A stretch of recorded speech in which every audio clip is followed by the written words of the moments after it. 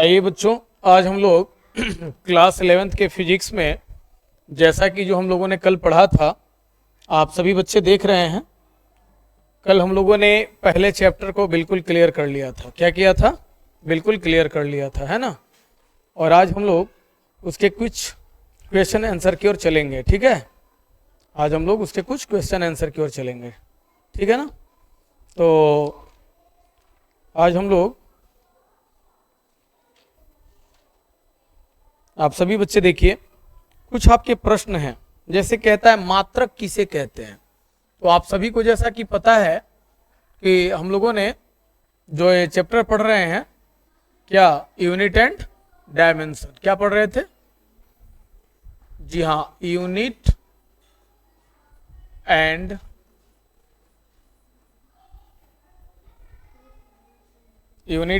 Dimension, ठीक है।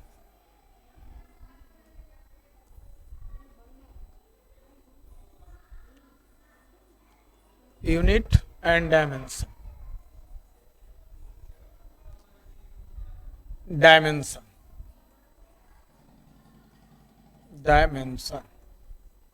ठीक है। तो इस यूनिट एंड डायमेंशन चैप्टर में हम लोग जो है जिन चीजों को पढ़ रहे हैं,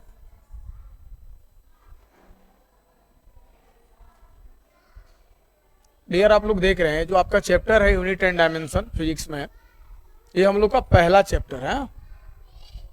क्या था? पहला चैप्टर है इस फिजिक्स का पहला चैप्टर है।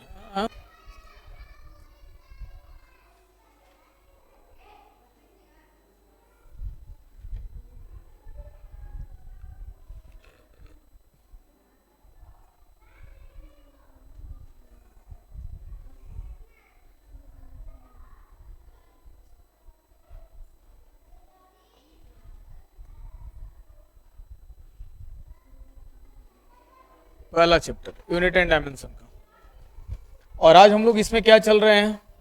हम लोग क्वेश्चन आंसर की ओर चल रहे हैं। क्या चल रहे हैं? क्वेश्चन आंसर की ओर। तो चूंकि ये चैप्टर समाप्त हो गया था, तो आज हम लोग इसका क्वेश्चन आंसर करने जा रहे हैं। तो आप सभी बच्चे देख रहे हैं कि यूनिट एंड डायमेंशन में कि जो हमारा पहला क्वेश्चन है वो क्या कहता है?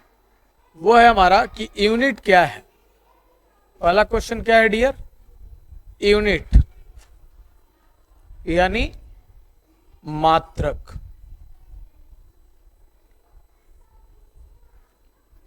मात्रक क्या है? अब हम इस क्वेश्चन के आंसर की ओर बढ़ेंगे तो हम लोग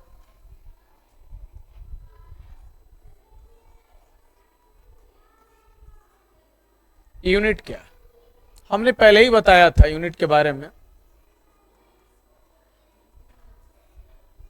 जी हां, कि वह पैमाना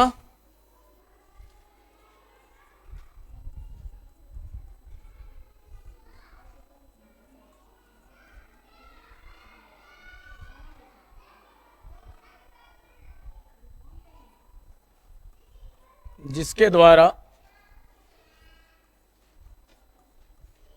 किसी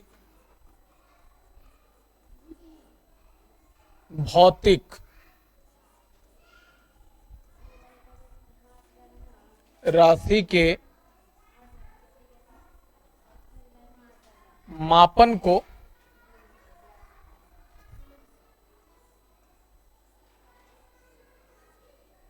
व्यक्त करते हैं।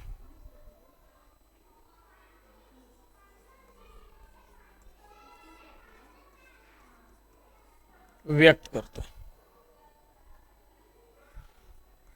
जैसे हम लंबाई को व्यक्त करते हैं किस चीज में? मीटर में। द्रव्यमान को व्यक्त करते हैं किस चीज में? केजी में। समय को व्यक्त करते हैं किस चीज में? सेकंड में। बच्चों, हमारा दूसरा प्रश्न है व्युत्पन्न मात्रक किसे कहते हैं? बिल्कुल सही है, व्युत्पन्न मात्रक किसे कहते हैं? देखो जी,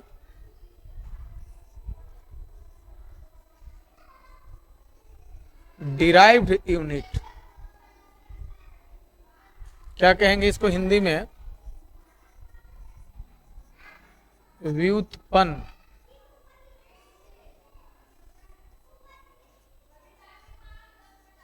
मात्रक।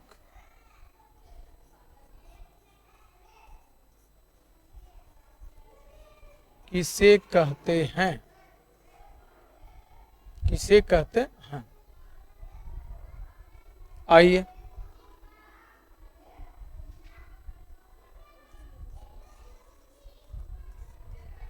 देखिए,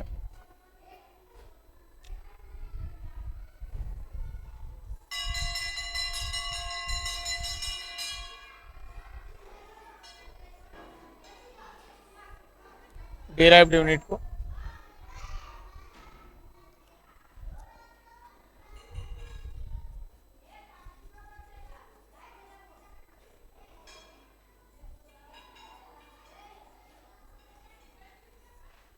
आधारी मात्रकों या अन्य मात्रकों पर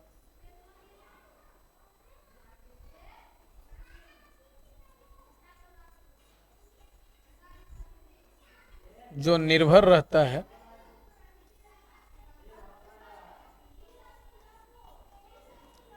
उसे व्युत्पन्न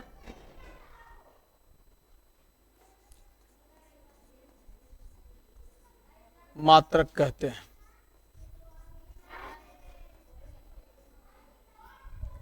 जैसे जैसे में देखिए, वेग मीटर प्रति सेकंड,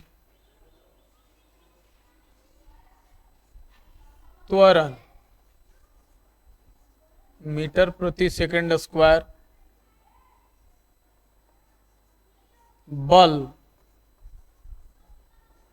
केजी मीटर प्रति सेकंड स्क्वायर, जिसको हम लोग न्यूटन भी कहते हैं। अब देखिए हमारा अगला प्रश्न आता है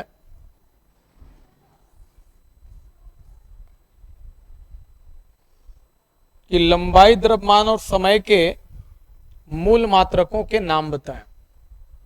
नहीं, मात्रकों की संसक्त पद्धति क्या है?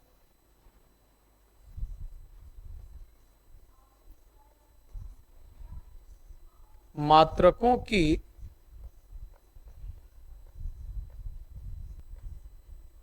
संसक्त पद्धति क्या है?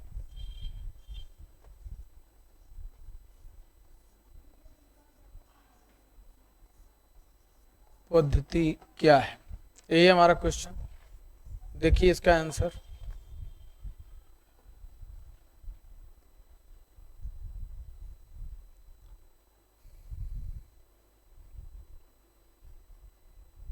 मात्रकों की संसक्त पद्धति क्या है, या मात्रकों की संसक्त पद्धति से आप क्या समझते हैं, है ना? मात्रकों की संसक्त पद्धति से आप क्या समझते हैं?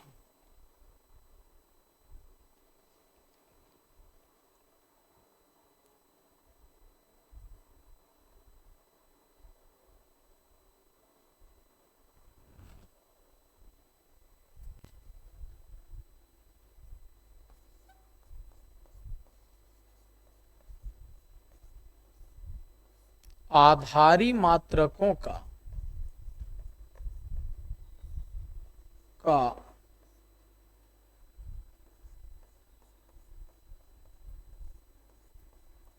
ऐसा सेट, आधारी मात्रकों का ऐसा सेट जिसके द्वारा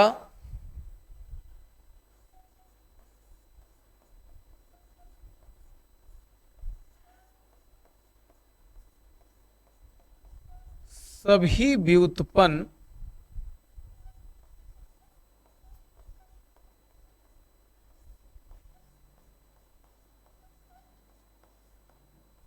मात्रकों को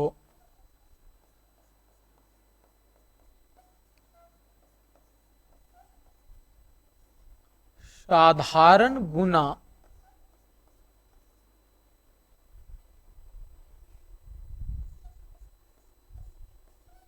या भाग द्वारा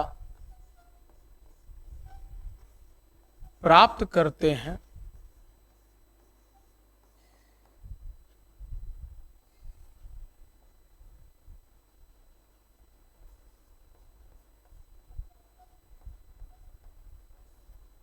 मात्रकों का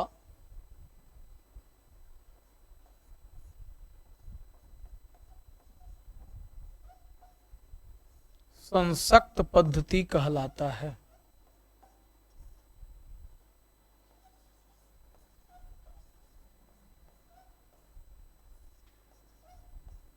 कहलाता है।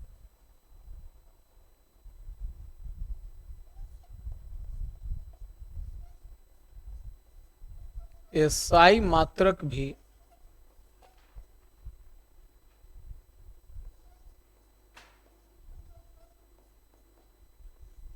मात्रकों का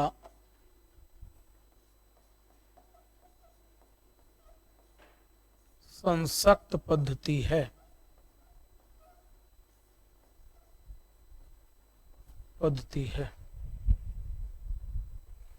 ठीक है।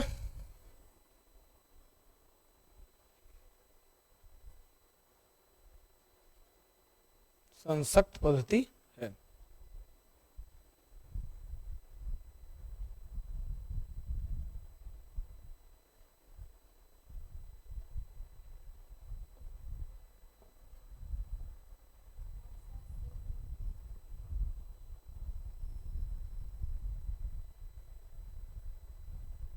संसक्त पद्धति है। ठीक है। तो आप सभी बच्चे देख रहे हैं, हमने यहाँ 3 प्रश्नों का जवाब दिया है। यूनिट क्या है? तो वह पैमाना जिसके द्वारा किसी भौतिक राशि के मापन को व्यक्त करते हैं, मात्रक कहलाता है। जैसे लंबाई का मीटर, द्रव्यमान का केजी, समय का सेकंड।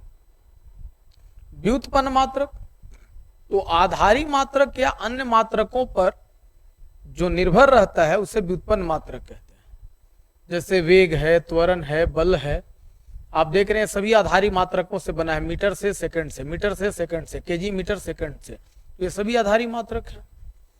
मात्रकों की संसक्त पद्धति क्या है? तो आधारी मात्रकों का ऐसा समूह जिसके द्वारा सभी व्युत्पन्न मात्रक को साधारण गुना या भाग द्वारा प्राप्त करते हैं, मात्रकों की संसक्त पद्धति कहलाता है। और एसआई मात्रक भी मात्रकों की एक संसक्त पद्धति है, क्योंकि एसआई मात्रक के द्वारा भी हम व्युत्पन्न मात्रक को आसानी से प्राप्त करते हैं। ठीक है। तो हम लोग नेक्स्ट पेज की ओर चलते हैं। ठीक है ना। और हमारा अगला प्रश्न कहता है प्यारे बच्चों कि लंबाई, द्रव्यमान और समय के मूल मात्रक के नाम बताएं। तो देख लीजिए, आप लोग यहाँ पे लिखा हुआ है आप लोग का लंबाई, द्रव्यमान और समय का मूल मात्रक। तीनों नोट कर लेंगे चौथे प्रश्न का जवाब में कि लंबाई, द्रव्यमान और समय का मूल मात्रक। तो लंबाई का मीटर, द्रव्यमान का केजी, समय का सेकंड। तो आपके चौथे प्रश्न का भी जवाब तैयार है कि लंबाई का मीटर, द्रव्यमान का केजी और समय का सेकंड, ये आपका मात्रक है। तो चौथे प्रश्न का भी जवाब रेडी है। चौथा प्रश्न का भी जवाब नोट कर लेंगे कि लंबाई, द्रव्यमान और समय के मूल एसआई मात्रक के नाम बताएं।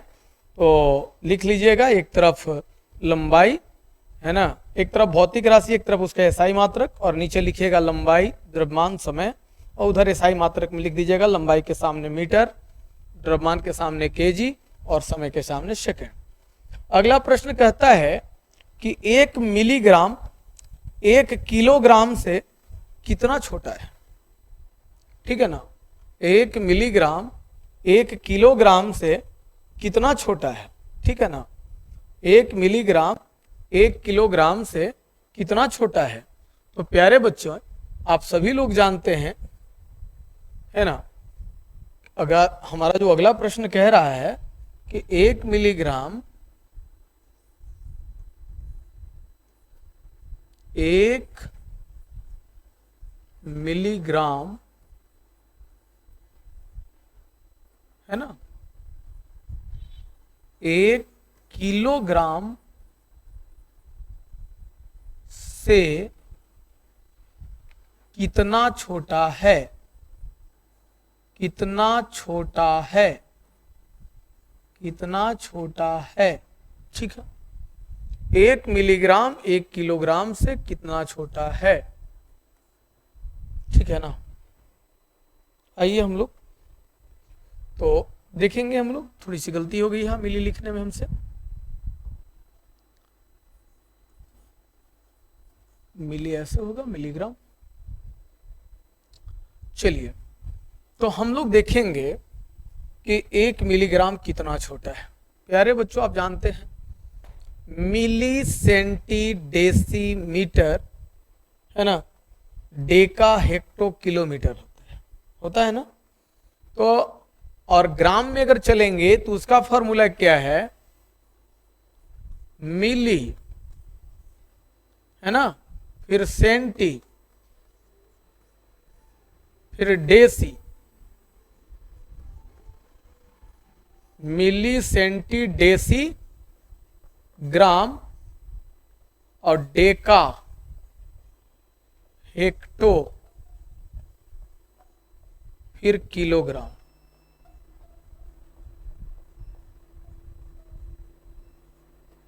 अब यहां पे अंतर देख लीजिए सर, 6 पॉइंट का अंतर है। 1 2 3 4 5 6, 6 के बाद किलोग्राम बनता है ना। तो क्लियर हो गया कि अगर इसके हिसाब से चलें तो ग्राम कितने दूरी पर है, 3, 1 2 3, और मिली कितनी दूरी पर है, 6। तो अगर हम लोग लिखते हैं कि 1 किलोग्राम, तो बराबर हमको कितना जीरो आएगा, 1 पे ग्राम अगर लिखना है तो 1 2 3, 1000 ग्राम। ठीक है ना, 1 केजी बराबर 1000 ग्राम। ठीक है, और अगर ग्राम से अगर मिली की दूरी तय कीजिए तो 1 ग्राम बराबर देख रहे हैं 1000 मिलीग्राम, 1000 मिलीग्राम। तो क्लियर हो गया हमारा कि 1000 मिलीग्राम है 1 ग्राम बराबर, और 1 केजी बराबर है 1000 ग्राम। तो इसलिए अगर 1 केजी बराबर अगर मिलीग्राम में हम लोग व्यक्त करें तो बड़े आसानी से लिख सकते हैं कि 1000 तो ग्राम था ही, और 1 ग्राम बराबर है 1000 मिलीग्राम, है ना जी। तो कितना मिलीग्राम हो गया, 10 के पावर 6 मिलीग्राम हो गया। क्लियर है। और अगर इसी को उलटा करके लिखेंगे तब क्या लिखेंगे, अगर लिखना हो कि 1 मिलीग्राम बराबर कितना केजी, तो उलट देंगे 10 के पावर -6 केजी, क्योंकि ये भाग में आ जाएगा ना, 10 के पावर -6 केजी। तो हमको ही ना मांग रहा था कि कितना छोटा है, तो यहां लिख देंगे कि 1 मिलीग्राम बराबर 10 के पावर -6 किलोग्राम। ठीक है, या करके लिख देंगे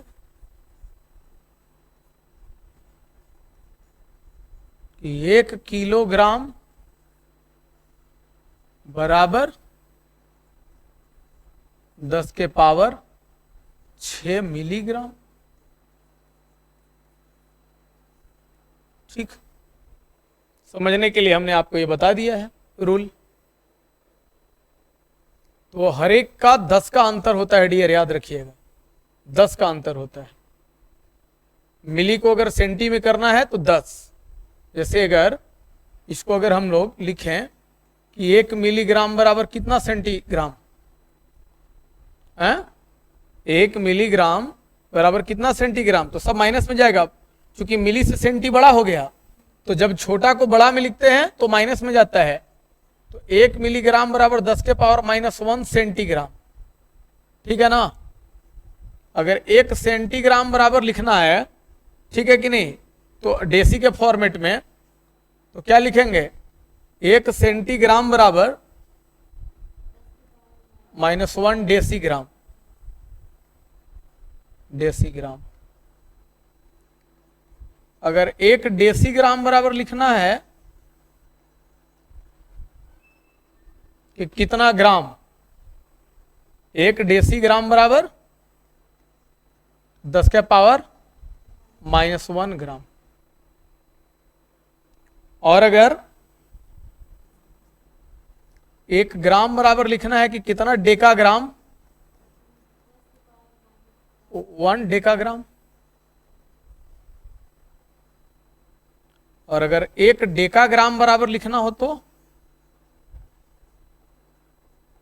10 के पावर -1 हेक्टोग्राम, हेक्टोग्राम,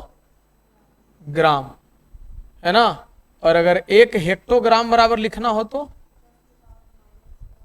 केजी, 10 के पावर -1 किलोग्राम, है ना।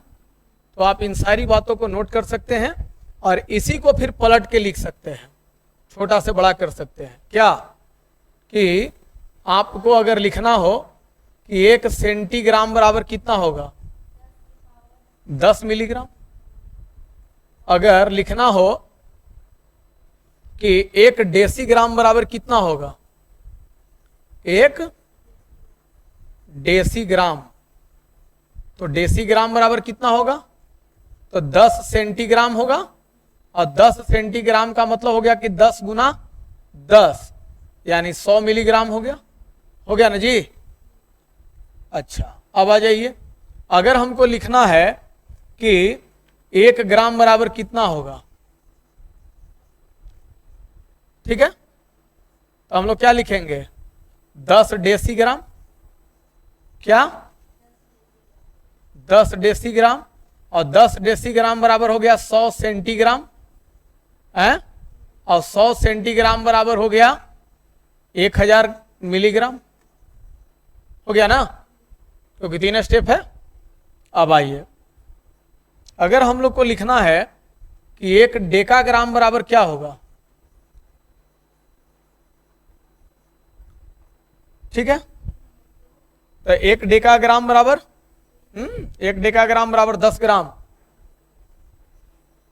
कितना, तो 10 ग्राम बराबर 100 डेसीग्राम, कितना हो गया, 100 डेसीग्राम। और 100 डेसीग्राम का मतलब क्या हो गया जी, 1000 सेंटीग्राम। और 1000 सेंटीग्राम का मतलब कितना हो गया जी, 10,000 मिलीग्राम, है ना, 10,000 मिलीग्राम। अब देखिए, अगर हम लोग कहें डेकाग्राम के बाद हम लोग हेक्टोग्राम की चर्चा करें कि 1 हेक्टोग्राम बराबर कितना होगा, तो देखिए बदल सकते हैं कि 1 हेक्टोग्राम, तो हेक्टोग्राम, तो अब देखिए हेक्टोग्राम बराबर 10 डेकाग्राम हो जाएगा, कितना होगा, 10 डेकाग्राम। और 10 डेकाग्राम का मतलब कितना हो गया जी, बोलो, 1 डेकाग्राम बराबर 10 ग्राम था, तो 10 डेकाग्राम बराबर 100 ग्राम होगा, 100 ग्राम। और 100 ग्राम बराबर 1000 डेसीग्राम हो जाएगा, 1000 डेसीग्राम, ठीक है। और 1000 डेसीग्राम हो गया, तो 1000 डेसीग्राम बराबर कितना हो जाएगा, तो 10,000 सेंटीग्राम होगा। और 10,000 सेंटीग्राम हो गया तो 1 लाख क्या होगा, मिलीग्राम होगा। क्यों, क्योंकि ये 5 स्तर पीछे है ना, डेका से हेक्टो से देखो ना, 1 2 3 4 5, तो 1 हेक्टोग्राम बराबर 1 लाख मिलीग्राम हो जाएगा। अब हेक्टो के बाद आता है बारी किसका, किलो का। हेक्टो के बाद किसका बारी आता है, किलो का, है ना। हेक्टो के बाद किलो का, हम लोग लिखेंगे कि 1 किलोग्राम। अब देखो ना 1 किलोग्राम बराबर क्या आएगा, रिजल्ट फाइनल समझ लो। तो सबसे पहले तो 10 हेक्टोग्राम हो जाएगा, 10 हेक्टोग्राम। और 10 हेक्टोग्राम बराबर क्या हो गया, 100 डेकाग्राम, 100 डेकाग्राम। और 100 डेकाग्राम बराबर क्या हो जाएगा? 1000 ग्राम। कितना? 1 केजी बराबर 1000 ग्राम होता है ना। अब 1000 ग्राम बराबर कितना हो गया? तो 10,000 डेसीग्राम हो गया। कितना हो गया बाबू? 10,000 डेसीग्राम। और 10,000 डेसीग्राम बराबर 1,00,000 सेंटीग्राम हो जाएगा। कितना? 1,00,000 सेंटीग्राम। और 1,00,000 सेंटीग्राम बराबर मिली में कितना हो जाएगा? तो 10 लाख। 10 लाख मिलीग्राम हो जाएगा। हो जाएगा कि नहीं? तो ये आपका वैल्यूज है, आप इसको नोट कर लीजिए। आप लोग इसको अच्छे से नोट कर लेंगे, ठीक है। आइए हम लोग अगले पेज में चलते हैं। कहता है कि 1 मिली सेकेंड 1 माइक्रो सेकेंड से कितना बड़ा है? 1 मिली सेकेंड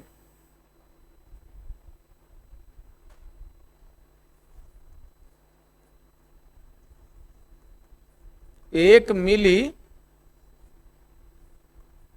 सेकेंड है ना,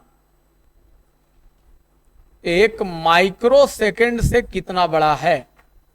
1 माइक्रो सेकेंड से कितना बड़ा है? ठीक, आइए देखिए।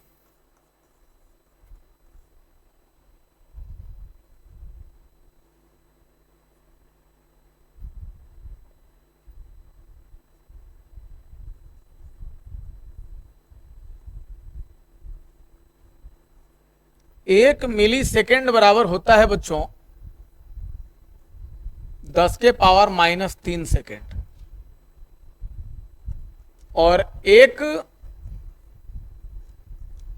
माइक्रो सेकेंड, जिसको म्यू एस भी पढ़ेंगे, 1 माइक्रो सेकेंड बराबर होता है 10 के पावर -6 सेकेंड। कितना? कितना? 10 के पावर -6 सेकेंड। तो 1 माइक्रो बराबर है 10 के पावर -6 सेकेंड और 1 मिली बराबर है 10 के पावर -3 सेकेंड। हमसे पूछ रहा है कि 1 मिली सेकेंड 1 माइक्रो सेकेंड से कितना बड़ा है, ठीक है ना। तो मिली सेकेंड तो बड़ा है, तो 1 मिली सेकेंड बराबर देखिए कितना हो जाएगा। 1 मिली सेकेंड बराबर कितना हो जाएगा? तो चूंकि 1 मिली सेकेंड बराबर है 10 के पावर -3 सेकेंड और 1 माइक्रो सेकेंड बराबर है 10 के पावर -6 सेकेंड, तो दोनों में डिफरेंसेस कितना हो गया 1 मिली सेकेंड के लिए? 10 के पावर -3 का डिफरेंसेस हो गया, है ना। तो 1 मिली सेकेंड बराबर 10 के पावर 3 माइक्रो सेकेंड। 1 मिली सेकेंड बराबर 10 के power 3 micro second. 3 micro second होता है। 1 मिली सेकेंड बराबर कितना होगा? 10 के पावर 3 माइक्रो सेकेंड हो जाएगा, ठीक है ना।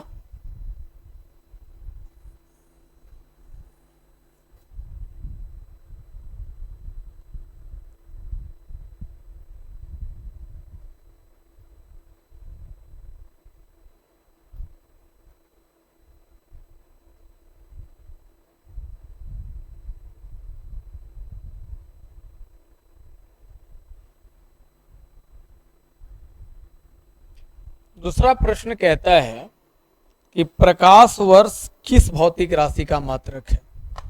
तो लंबाई का, दूरी का बताया है ना।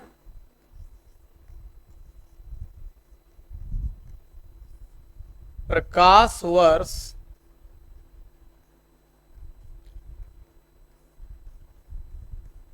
किस भौतिक राशि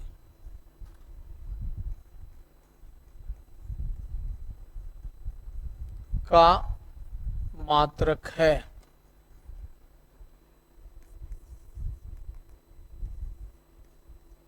दूरी यानी लंबाई, दूरी यानी लंबाई।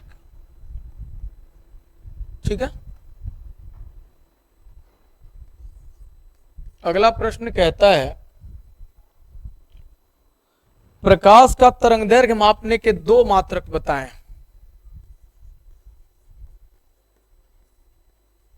प्रकाश के तरंगदैर्घ्य मापने के दो मात्रक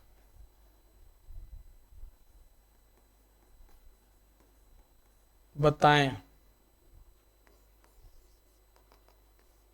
देखो डियर, पहला तो है एंगस्ट्रम। क्या है? एंगस्ट्रम। और दूसरा हो गया मीटर। मीटर, ठीक है ना? मीटर। देखो, चूंकि एक एंगस्ट्रम बराबर होता है 10 के पावर -10 मीटर। नोट करके रखिएगा, ठीक है ना? आगे बढ़ जाए। नाभिकीय त्रिज्या मापने का एक मात्रक बताएं। चलिए,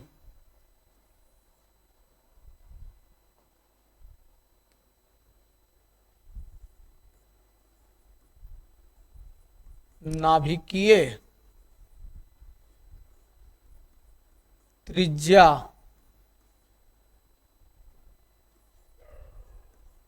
मापने का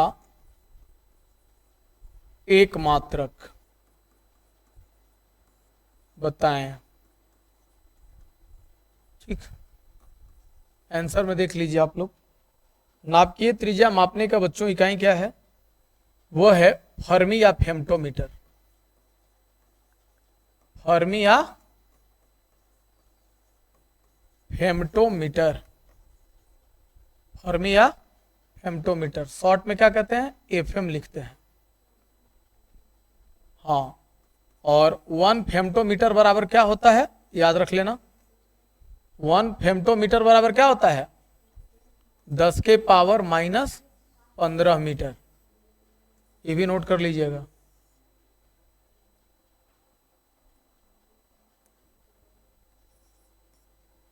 अगला प्रश्न है, एक पारसेक में कितने प्रकाश वर्ष होते हैं?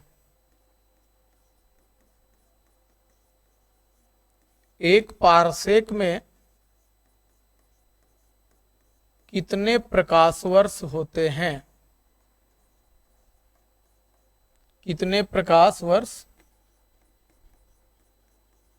होते हैं? आंसर में आइए।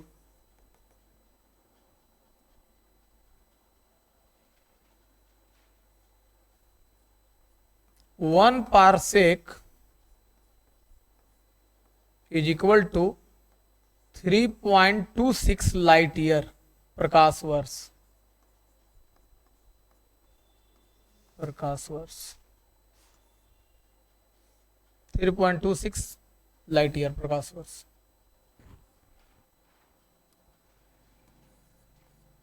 अगला प्रश्न आइए, कहता है शक्ति के एसआई मात्रक वाट, ऊर्जा के एसआई मात्रक जूल और समय के एसआई मात्रक सेकंड में क्या संबंध है?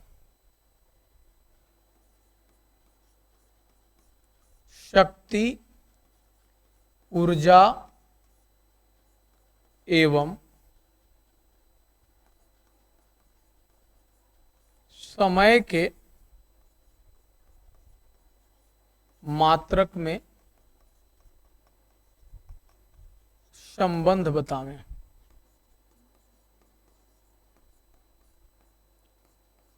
आंसर को समझ लीजिए आप लोग। देखिए जी, शक्ति का मात्रक क्या होता है? शक्ति बराबर होता है कार्य बटा समय। ठीक है ना? शक्ति बराबर क्या होता है? तो बच्चों शक्ति का मात्रक वाट है। क्या है? वाट। और कार्य या ऊर्जा का मात्रक क्या है? जूल। और सेकेंड, समय का मात्रक क्या है? सेकेंड ना। तो इसलिए संबंध क्या आया? वाट बराबर जूल प्रति सेकेंड। ठीक है।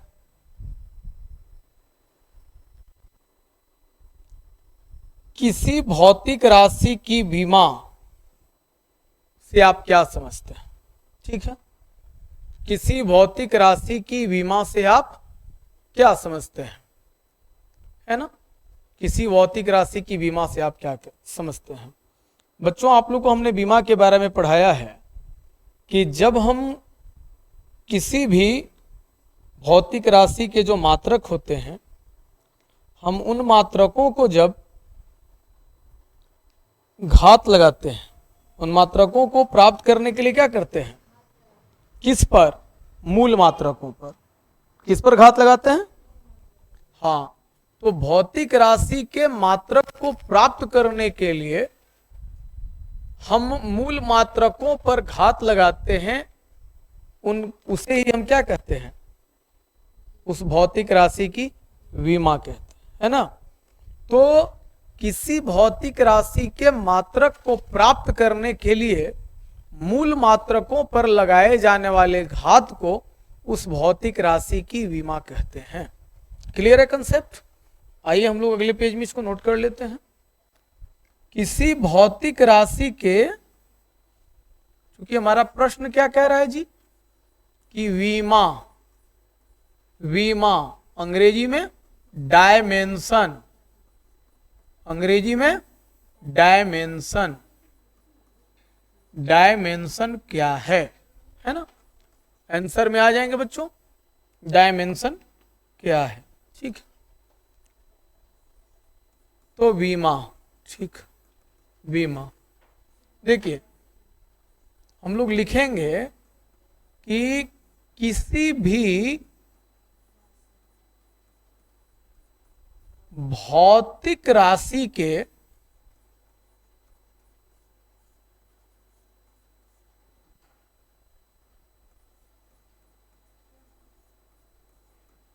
मात्रकों को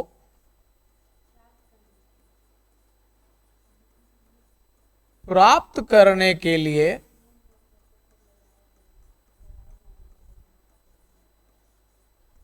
मूल मात्रकों पर लगाए जाने वाले घात को, मूल मात्रकों पर लगाए जाने वाले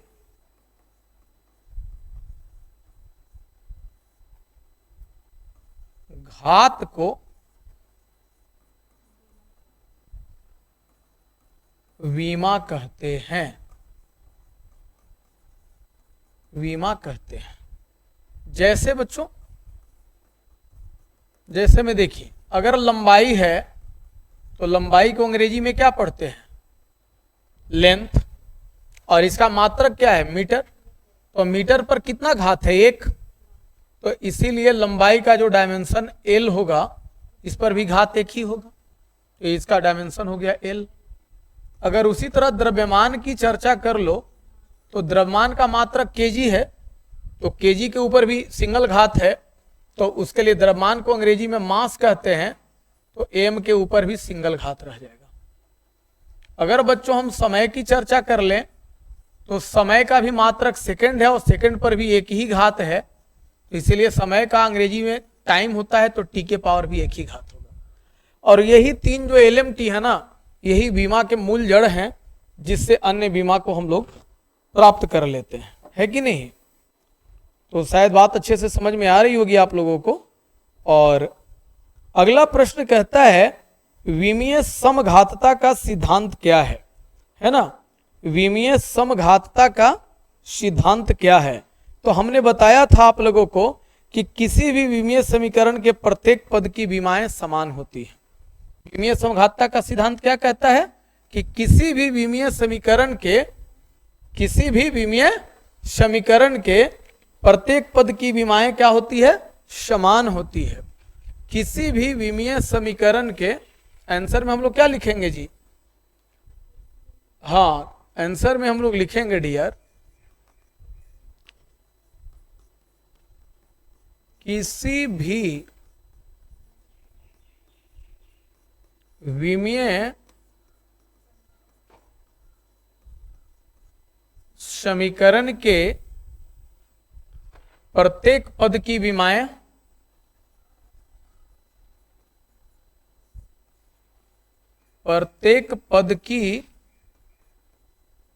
विमाएं समान होती है। प्रश्न क्या था जी,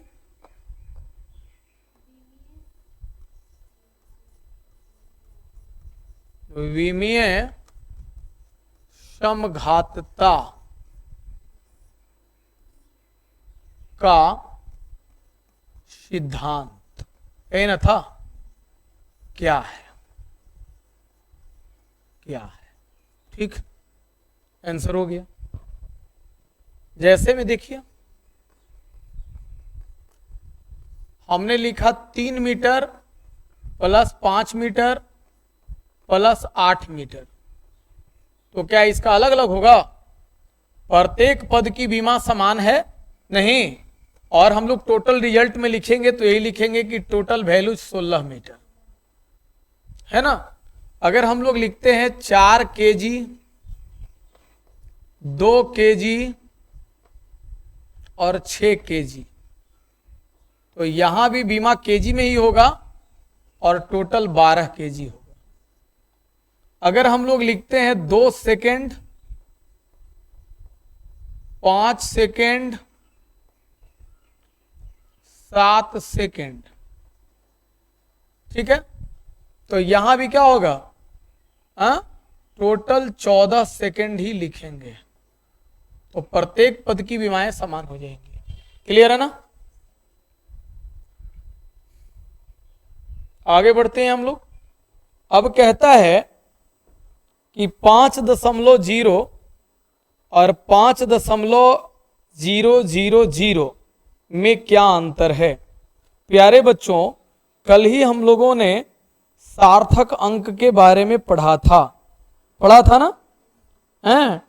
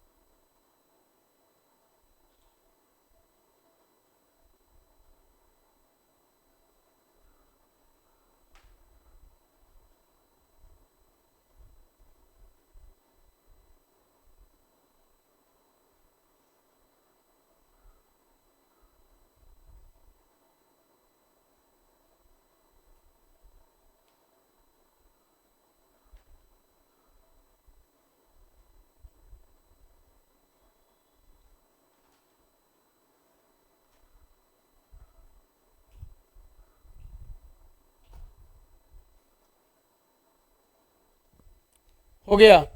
तो चलिए हम लोग आगे ध्यान दे लेते हैं। अगला हमारा प्रश्न जो कह रहा है, क्या कह रहा है,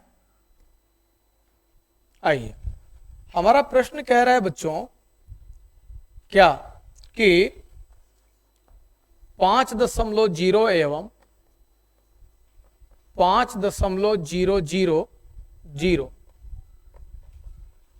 में क्या अंतर है, है। तो आप सभी बच्चे जैसा कि जानते हैं, सार्थक अंक में हमने जो पढ़ाया है आप लोगों को, तो उसके अकॉर्डिंग हमने क्या बताया था, हमने ये ना कहा था कि दशमलव के बाद केवल अगर शून्य हो और कोई भी अशून्य अंक नहीं हो, ठीक है, तो दशमलव के बाद केवल शून्य है, अशून्य अंक एक भी नहीं है, तो वे सभी शून्य सार्थक नहीं होंगे, वे सभी शून्य सार्थक नहीं होंगे, है ना। कब? जब दशमलव के बाद केवल शून्य हो, कोई अशून्य अंक नहीं हो, तब। तो उस स्थिति में आप देख रहे हैं कि 5.0 में सार्थक अंक कितना है? 5, क्योंकि 0 तो है नहीं। अब 5.000 में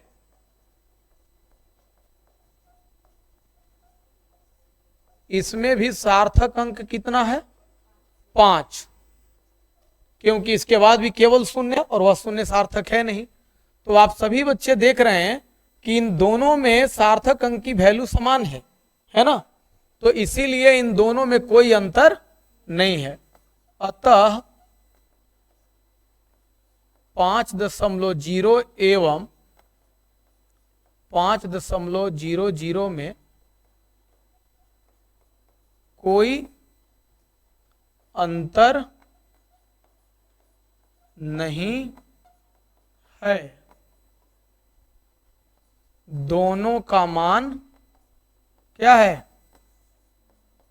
बराबर है, दोनों का मान बराबर है, ठीक। अब कल ही मैंने त्रुटि की परिभाषा लिखवा दिया था आप लोगों को। एरर क्या है हमने लिखवाया था कल आप लोगों को। एरर क्या है बताया था ना। एरर त्रुटि,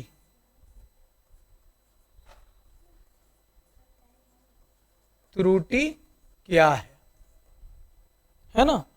तो बच्चों हम लोग जो त्रुटि के बारे में पढ़े थे, यही पढ़े थे ना कि जब हम किसी भी भौतिक राशि का मापन करते हैं तो मापन में कुछ न कुछ अनिश्चितताएं रह जाती है ना।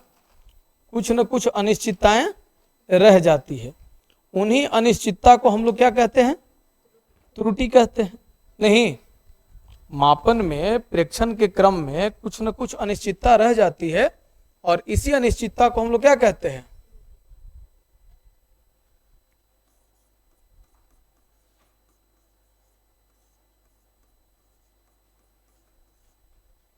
भौतिक राशि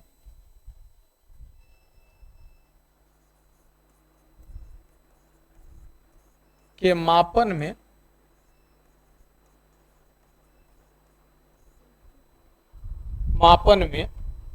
प्रेक्षण के क्रम में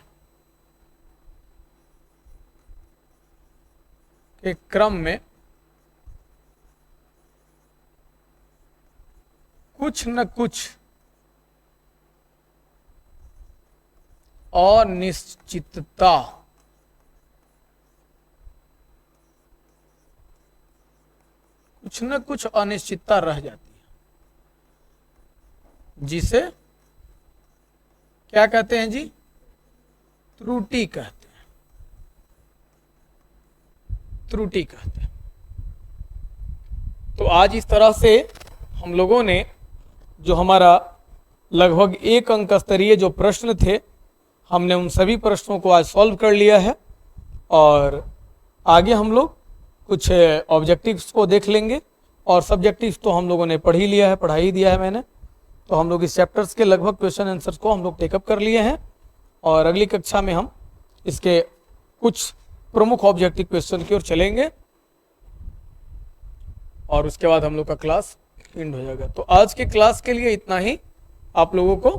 तो आप सभी बच्चे देख रहे हैं, मैं गगन सर स्पेक्ट्रम ग्लोबल स्टडीज़ को, ये जो हमारा यूट्यूब चैनल भी यही है और हमारा प्ले स्टोर पर ऐप भी यही है। यदि आप हमारे साथ ऑनलाइन जुड़ना चाहते हैं कंटिन्यू, अगर आप क्लास 11th का क्लास या 12th का क्लास या 9th या 10th का या कॉम्पिटिटिव तैयारी करते हैं तो कॉम्पिटिटिव एग्जाम का अगर बैच लेना चाहते हैं तो आपको मात्र 499 रुपये में मैं पूरे साल आपको पढ़ा रहा हूँ। पूरे साल का फी मात्र 499 रुपया है सभी विषयों के लिए, आप समझ लीजिए। 499 में ही सारा सब्जेक्ट आपको मिलेगा, अलग अलग सब्जेक्ट का अलग अलग चार्ज नहीं है। 499 में ही पूरा all subject, physics, chemistry, bio, English, आपका चाहे क्लास 11th हो या 12th, 9th हो या 10th, आपके सारे सब्जेक्ट्स मिलेंगे और कॉम्पिटिटिव के भी सारे क्लासेस मिलेंगे आपको। तो 499 रुपये 1 साल का पूरा फी है।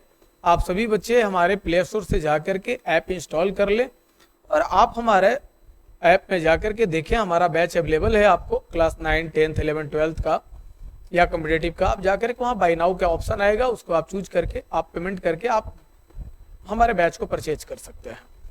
और ऑफलाइन क्लास में अगर जुड़ना चाहते हैं तो आप लोग हमारा स्पेक्ट्रम एकेडमी अंदर बाजार गो, जो गो थाना के समीप यह संस्था हमारी है। दूसरा रास्ता है गो दुर्गा मंदिर, जो पोखरा पर है। दुर्गा मंदिर से आप पश्चिम दिशा में आए, मात्र 20 मीटर से 25 मीटर की दूरी पर हमारी संस्था है दुर्गा मंदिर से। तो आप लोग, और हमारा जो पता है वो यही है कि पोखरा पर दुर्गा मंदिर से पश्चिम, और वैसे अगर आएंगे तो स्पेक्ट्रम एकेडमी अंदर बाजार गो, पुरानी बाजार जो है, गो थाना के बगल में पुरानी बाजार है, तो इस पुरानी बाजार में ही हम लोग पढ़ते हैं। तो स्पेक्ट्रम एकेडमी अंदर बाजार गो थाना के निकट। तो हमारा जो मोबाइल नंबर है, आप सभी बच्चे अगर हमसे संपर्क करना चाहते हैं तो हमारा जो मोबाइल नंबर है 9523480440, आप हमको इस पर कॉल कर सकते हैं। और अगर आप व्हाट्सएप पर अगर चैट करके हमसे बात करना चाहते हैं तो हमारा जो व्हाट्सएप नंबर है वो है 9097964820। तो आइए, आप लोग ऑफलाइन या ऑनलाइन दोनों तरह के क्लास के लिए हमारे साथ जुड़ सकते हैं, ऑफलाइन एंड ऑनलाइन, ठीक है ना, ऑफलाइन एंड ऑनलाइन। और हमारा ऐप का नाम क्या है सर? हमारा ऐप का नाम है dear spectrum global studies. Spectrum global studies go. तो यही मेरा यूट्यूब पर भी ऐप है, प्ले स्टोर पर भी है ना, यूट्यूब प्ले स्टोर, जिस पर आप जाकर के यूट्यूब में आप सर्च कर करके सब्सक्राइब लाइक करके देख सकते हैं हमारा। लेकिन यूट्यूब पर तो हमारा कुछ डेमो के लिए नॉर्मल वीडियोज होंगे, लेकिन आप पेड बैच के लिए हमारा इस ऐप को इंस्टॉल करें प्ले स्टोर से जाकर के। हमारा प्ले स्टोर ऐप यही है, स्पेक्ट्रम ग्लोबल स्टडीज गो। तो आप सभी से मेरा आग्रह है कि आप लोग ज़्यादा से ज़्यादा बच्चे प्ले स्टोर से मेरा ऐप इंस्टॉल करके आप पेड बैच लेकर के हमारे क्लास का कंटिन्यू लाभ उठा सकते हैं। हमारे जितने भी शिक्षक हैं, चाहे केमिस्ट्री के हों, बायो के हों, मैथ हों, इंग्लिश हों, सारे विषय आपको सरल से सरल भाषा में दी जा रही है। और आपको पूरा content class 12th, class 11th, class 9th, class 10th और कॉम्पिटिटिव क्लास की तैयारी का आपका पूरा कंटेंट आपको हर सब्जेक्ट में दिया जा रहा है। पीडीएफ भी आपको दिया जा रहा है, चैप्टर वाइज आपको टेस्ट होता है, मंथली टेस्ट होता है ना, पीयर ग्रुप टेस्ट होता है ना, आपको सारे टेस्ट होते हैं। और सभी पीडीएफ नोट्स भी आपको अवेलेबल करा दिए जाते हैं, वीडियो लेक्चर आपके अवेलेबल करा दिए जाते हैं। तो आप सभी बच्चे ज़्यादा से ज़्यादा जुड़े। मैं गगन सर, स्पेक्ट्रम ग्लोबल स्टडीज को। आज की क्लास में इतना ही, शेष अगली कक्षा में अब आपको हमारे इंग्लिश का क्लास आपको अवेलेबल होगा क्लास 11th का। धन्यवाद।